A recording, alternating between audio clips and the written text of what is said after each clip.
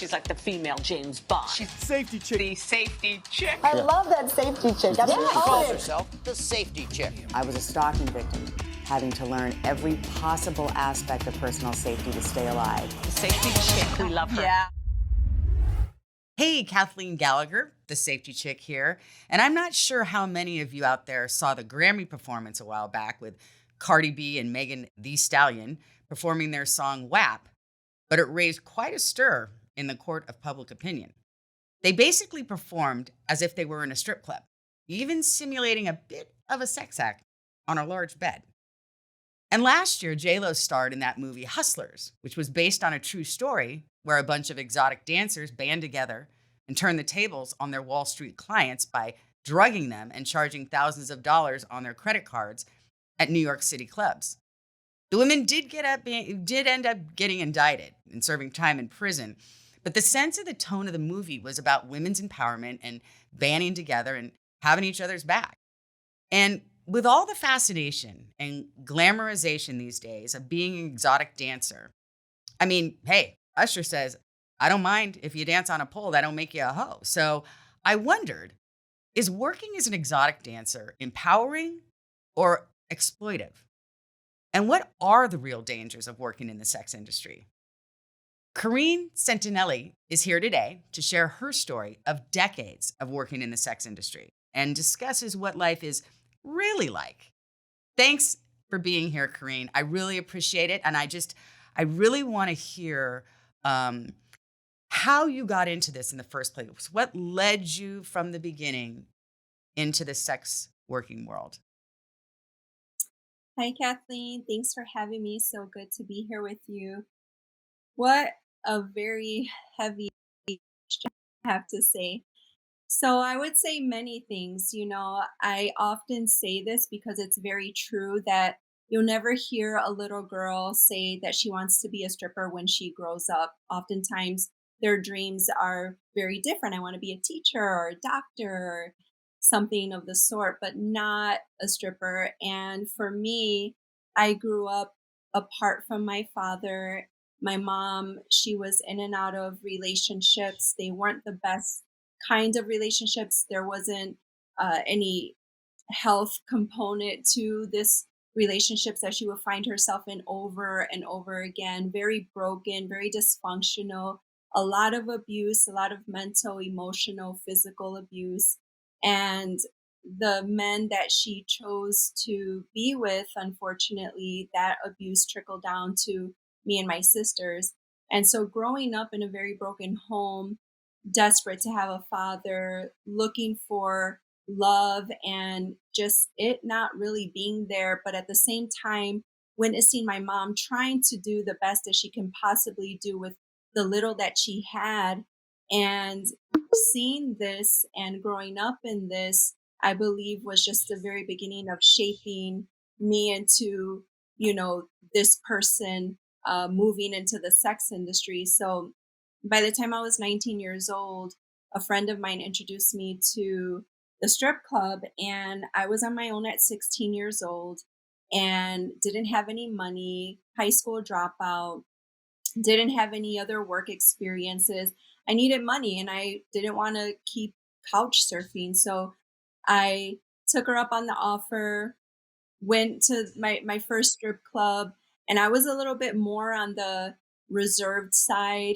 I didn't go in ready. Like, it's not anything like that. You see things on TV or you hear things, but going in there in real life, I walk in the strip club, and although there's a lot of women around the stages naked, doing their thing, dancing. And so it's a little intimidating because, my friend is encouraging me to come into a place to expose all of myself, right?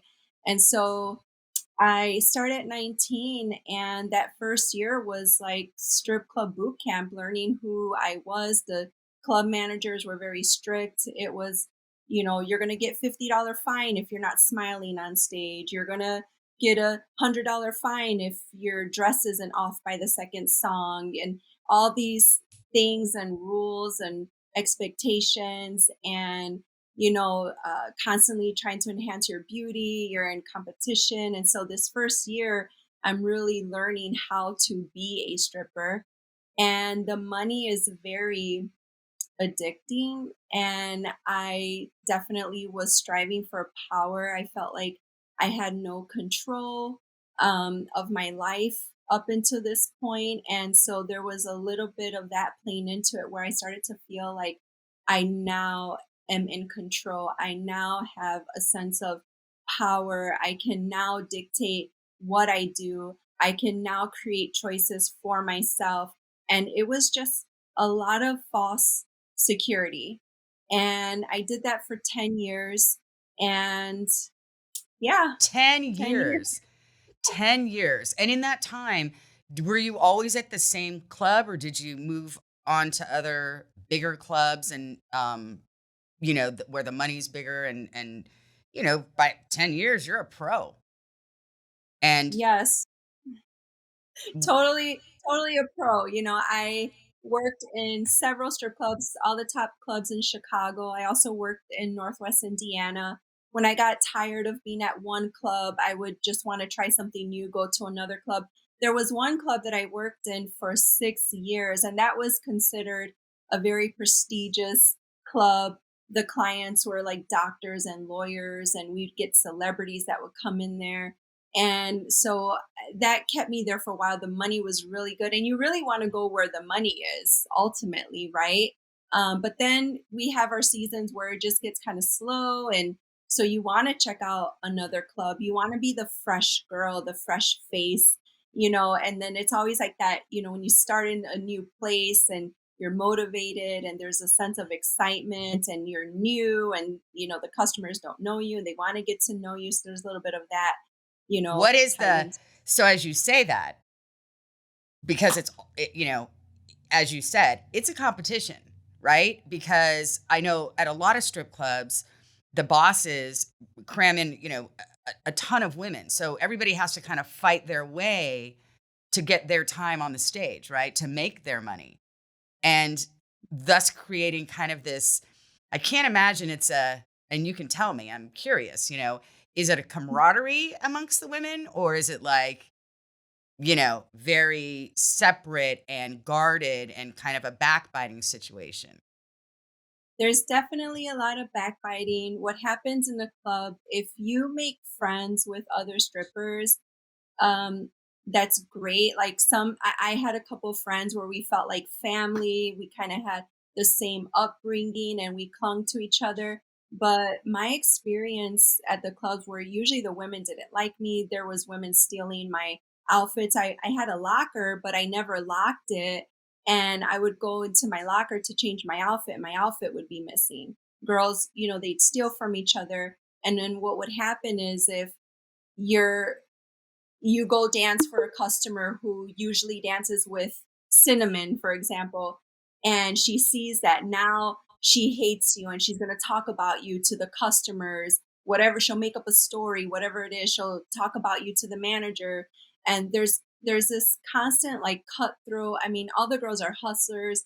They want to make a lot of money, but they also want to make more money than you. So there's this constant competition with each other, And and that's the the, point. It's like, what, you know, we as women, and this is why I'm doing this show, is because in all different walks of life, we as women are always pit against each other. I mean, that's media, that's culture, and it's getting better. And starting with maybe the Me Too movement or whatever, but I really do feel that over the course of the last few years, there has been a sense of being there for each other and women backing women. But the reality is, in these certain situations, it's like a cutthroat. I got mine, you ain't getting yours. So when I'm saying, like, is this empowerment or is it this exploitation? It's also not the girlfriend camaraderie. Let's all get together and band together and have potlucks. I mean, it certainly doesn't sound like it's that kind of environment, right? It's definitely not. There is a counterfeit sense of empowerment. It's not real. And the women there, this constant competition with one another puts other women in position to feel that they have to do more to make more money. It's no longer that less is more, it's more means more money. And so women that are considered clean dancers are now turning tricks. They're now, wanting to give hand jobs for an extra $50. That They're was going doing to be my question to you as well. Is the what escalates? You go from, okay, I'm going to be a dancer. I'm going to maybe wear a thong and dance on a pole, and then okay, I'll go full nude. Okay, then I'll of course the lap dance. Okay, then I'll go and do. Is it a natural progression that you're kind of groomed for to get into maybe to the actual sex acts in this industry? Or can you really kind of stay in your lane and choose what type of dancer or worker you want to be? I definitely believe that we have a choice at the end of the day. For me specifically, I was never involved with drugs or alcohol. I never went home with customers. I went in with a mentality that I'm just going to dance for a living. That's it. I'm not going to show extra that I don't need to. I'm not going to allow anyone to touch me. I had very strict boundaries for myself. I felt that dancing, showing my body to you was enough. But then, there's many, many stories of women who they don't stand their ground in that way because they get sucked into the lie of you need to do this to make more money, but then what happens is they attach their identity to that. And so the more I make, the more significant I am, the more popular I become, the more I'm desired. I think that women naturally, we have something inside of us that want to be desired. We want to be desirable. And so I think that plays into it. And yeah, I think it's a natural progression for many women who have uh, basically let their guard down. And instead of being in control of the situation, they allow the situation to take control over them. And so they fall into, drugs and prostitution and, That's all. in terms of, just different, I don't know, it's not categories of the type of woman that, you know, is a dancer is, you know, young runaways. We know that a large percentage of sex trafficking happens, and then which leads into sex working are young runaways or kids in the foster system, right? Or the women that are on drugs that have to it's an easy way to pay for their drugs, and they get hooked either by the owners, the whoever is trafficking them, whoever is manipulating them to be hooked on drugs. And then there's the people like you, or someone that has gone through a horrible divorce, left with nothing, and they have kids. They have to, it's a way to make money. It's a way to make money. And I say a girl's got to do what a girl's got to do, which sometimes you understand the different situations that women are put in where this at some point in their life makes sense. It's like an opportunity, right? But here's the question. At what point did you have that turning point to realize, wait a minute, I'm not in control. Like, I'm not empowered. I'm kind of starting to feel this is not right. When did you have that, moment, if ever? So at 24 years old, my friend invited me to her church, and I was actually desperate for something else. I was experiencing a lot of anxiety, which is very common working in the industry. There's a lot of, I think it's like 80% of women who end up suffering with some sort of, anxiety, depression, PTSD in the industry and when they leave. And so I was part of that percentage. And I was just experiencing so much, and I said, "You know what? I'm gonna try God.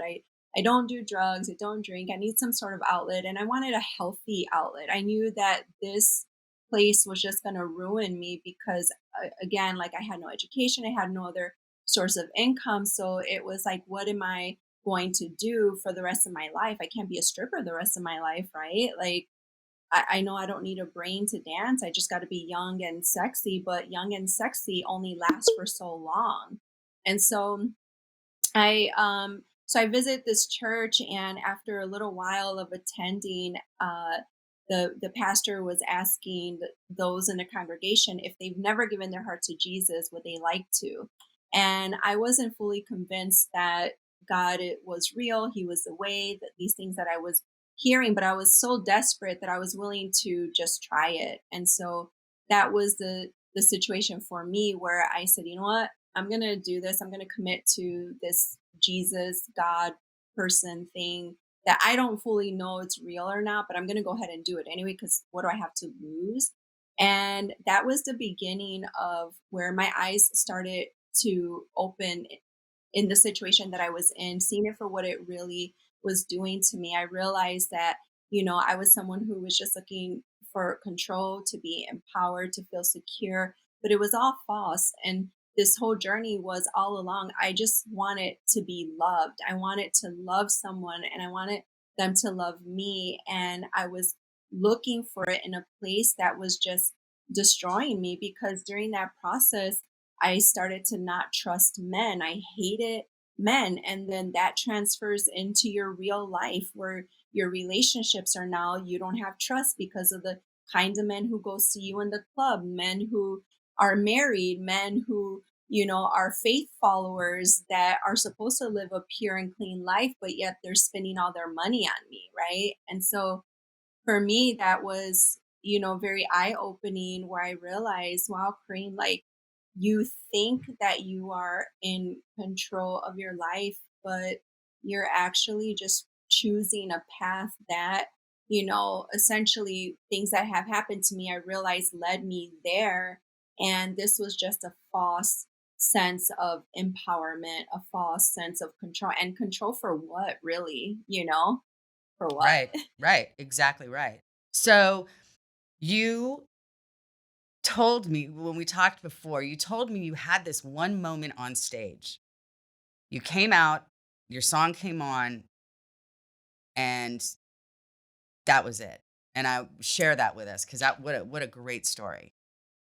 Yeah, so I'm 29 years old, and I'm dancing to my second set. I'm so practically naked. It wasn't a full nude club, had my thongs on. And so I'm dancing with my thongs and my garter and listening to my song. And I'm really performing now. Like, I'm really into this. Okay. Like, I'll tell you, when I did this for a living, I knew that I was good at it. And so every time I was on the stage, I really played that role. Right. And so I'm performing, I'm not paying attention to anything else other than what I'm supposed to be doing.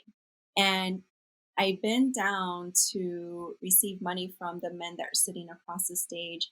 And all of a sudden, there was a passage that my pastor at that time had shared with me some time before that. And that passage had, like, I can hear it in my mind. And it just continued to get louder and louder and louder. And it was over and over. And it's actually, the passage says, "You were purchased for a price, therefore honor me with your body." And I just was like, whoa, like, is this really, like, I'm having this encounter with God, with the God that I still wasn't fully convinced. But at this point, I'm like, no, I'm convinced he's real. And so this experience is happening to me while I'm on the stage. And I look out into the crowd, and the man, and I'm receiving money at that particular moment. My heart, like, suddenly broke for him. And I realized it was like a veil had been removed from my eyes, and I can see this man for a human being. And although I'm sitting there being objectified, I was also looking at him as just a dollar sign, and so we were using each other. And in that moment, I felt just bad for him, like brokenhearted. And so I didn't finish my set. I got off the stage, went in the dressing room, put my clothes on, hung my stripper shoes up, and I locked my locker. And in all the 10 years that I was a stripper, I never locked my locker. So that was actually pretty significant for me. Yeah, what a significant Yeah, I've always left my symbolic. yes. And I locked it, and I just remember I held on to that lock, and I'm like, I will never come back. And I left, and I cried all the way home, and I cannot tell you the shame that I was experiencing. I mean, I went home, I'm scrubbing my body with, the scrubber, whatever, right? Hot water. Like, I just want to get this feeling off of me. And that was it. I never went back. Wow. And from that, you started Beulah Strip Church, which Yeah. is, I mean, and this is, I always say, I mean, on this show, I always have ordinary people doing extraordinary things after tragedy and life experience. And, this is yet another example. What you've been through in life, you have now used and channeled in a positive way that works for you and helps other dancers. Yeah. Tell me about Yeah. it. So I started Beulah Strip Church about 5 years after I left the industry. I knew that God was calling me to go back into these clubs. I just didn't know like what that was going to look like. And I happened to find a live training with a network that I am still a part of, and just learned these basics, and it's things that were like common sense and very like I guess just natural for me to understand like the process of what it would look like to go back in a club because I came from the industry.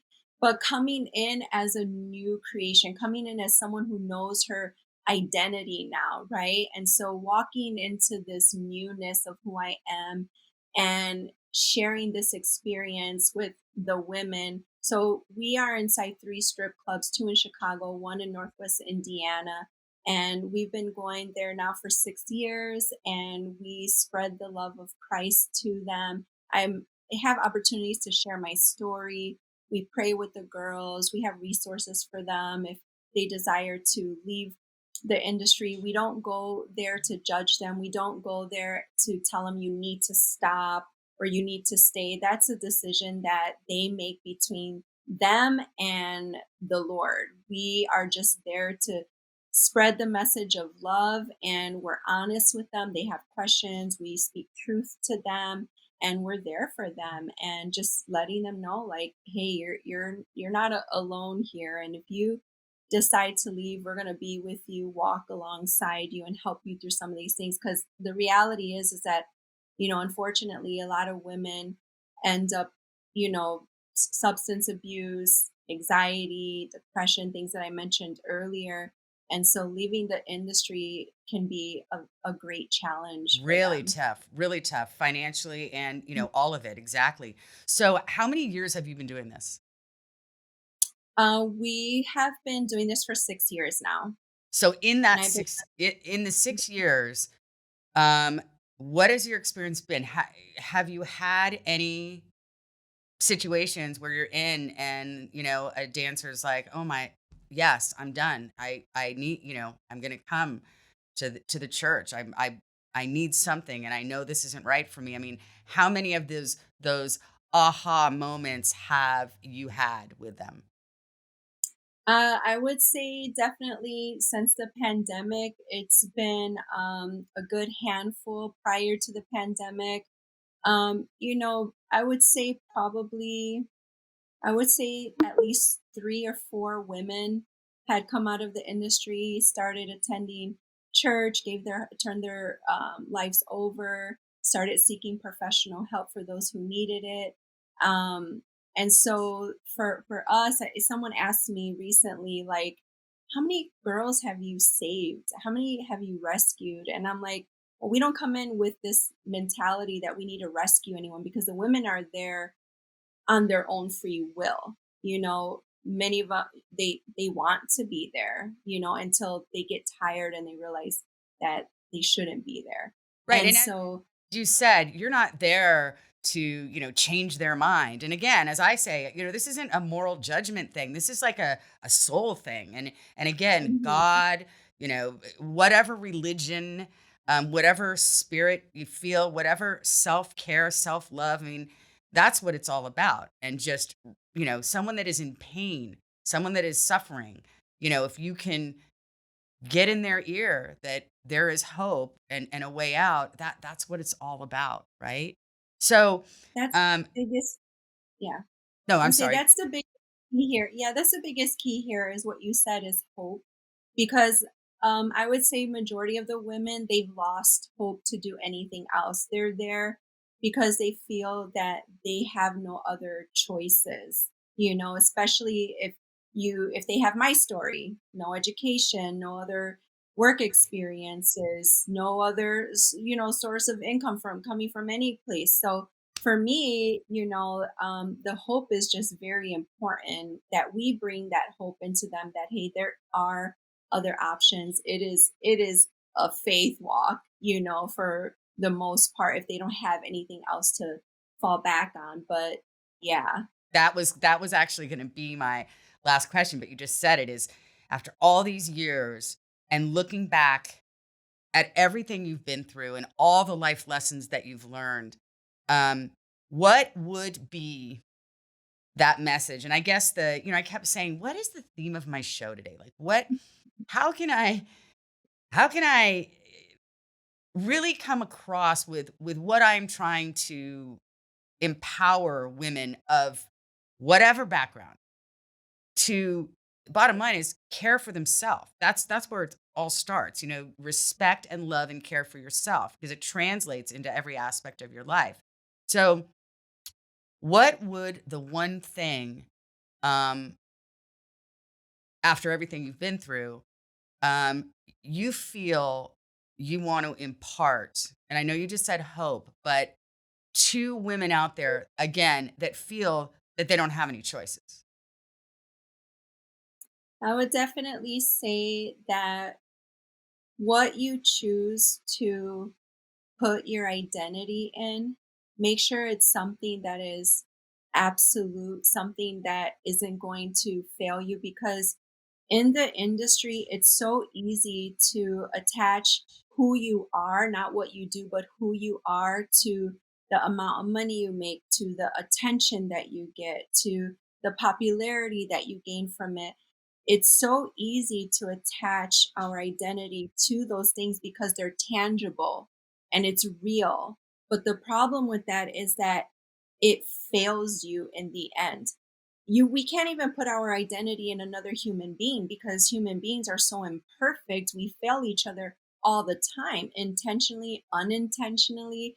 That's just the way life is. We're imperfect human beings. And so knowing who we are is, I think, the most important thing to strive for on this earth. Having my identity in Jesus Christ is a sure thing for me. It is a living hope for me. It is everlasting. It is full of grace, merciful, forgiving. And those things don't break, but Exactly. everything else, they do. And that's the thing. It's finding, whatever religion you are, whatever purpose you have, that you can find. It is, I mean, I'm so in awe. I mean, I'm so proud of you. I'm so just hearing your story is it's real. And, you sharing your mission, passion with others to hopefully give them hope is fantastic. So I'm going to share on my website, my social media, Beulah Strip Church, where they can get a hold of you. And I just thank you so much for being here today. It was really an honor. Thanks. Thank you for having me. All right. So, what a great story. I mean, it's again, I go back to, you know, is this this whole romanticism of strippers and sex workers, and now with the serious issues of sex trafficking, this is what it really is. So, make your choices out there however you want to make them, but there are always consequences to things that just don't make your heart or soul feel okay. So if you are currently working as a sex worker in a club or in a studio, I'm just going to give you some safe work environment rules and tips. And again, you can find them on my website. Follow me on social media. But, here's the thing. For your protection, ensure that the infrastructure of your club has cameras installed at the entrance. Employ doormen. Security is really important. Unlocked emergency exits with a door that opens from the inside. Rooms and corridors that are not blocked and are easy to overlook. And don't go in a room, no heavy or sharp objects should be in the room, as they might and could be used as weapons on you. Remember, this is an environment where, people have been on drugs or drinking heavily, and you are in a very vulnerable situation. Now, the street smarts are one thing, but look around and make sure. And in most clubs, there's alarm buttons on the doors or the beds of the establishment, panic buttons. Make sure they have them. And then give a person you trust the exact working hours and the address of the bar or the club in writing, like via text message or whatever. And at the end of your shift, always remember, get security to escort you to your car after work, or be sure to be with a group of coworkers to ensure that you get home safely. So again, remember my social media, reach out at the Safety Chick, safetychick.com, Kathleen Gallagher, the Safety Chick. If you have any questions, any thoughts, any issues, any ideas for future shows, just keep sending the messages, because caring about your personal safety is the greatest gift that you can give yourself. Until next time. She's like the female James Bond. She's the safety chick. The safety chick. I love that safety chick. I'm She gonna calls own it. herself the safety chick. I was a stalking victim, having to learn every possible aspect of personal safety to stay alive. The safety chick. We love her. Yeah.